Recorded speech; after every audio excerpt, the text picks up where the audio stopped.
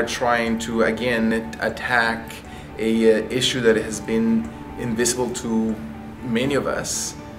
The youth 18 to 25 are very young in the process of homelessness, and research again shows that the younger age you attack that homelessness, the less that person will stay in the state of homelessness. Drop-in center is basically a place where youth 18 to 25 who are homeless or actually are being served by now by the Salvation Army are able to come in and have many services provided to them during the day.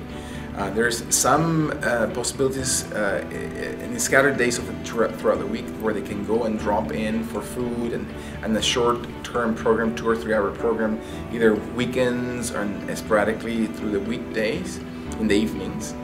But there's not such a thing as what we have here.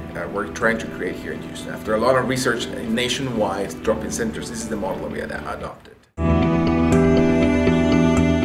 There are many services we can provide. One of them is for them to just come in and take contact with the social services case managers for housing. It's a great way to connect with them, let them know available services provided by us for them to be housed. We are going to have training classes constantly going to enroll them into either education or reconnect them through education, to have them come back into the workforce by training of, either if it's extending the GED or obtaining the GED if they have not obtained it, and then getting a resume working, how to present themselves to an employment interview, and as well connecting them. We're going to have technology available, computers available for them to start connecting directly into employers where they can apply directly for jobs. With supervision, we're going to be supporting them through this process.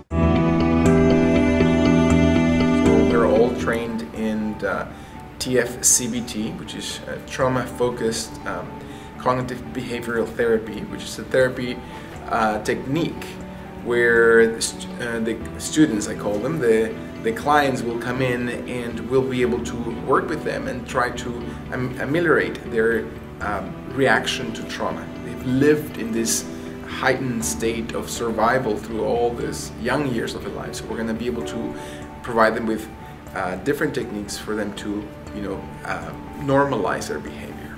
And what type of trauma are we talking when we talk about the type of trauma that these homeless youth are dealing with? I mean, you name the range, right? These are mostly youth who have learned to survive, and for them, many of them have learned to trade maybe their bodies, maybe sexual services in order to have housing.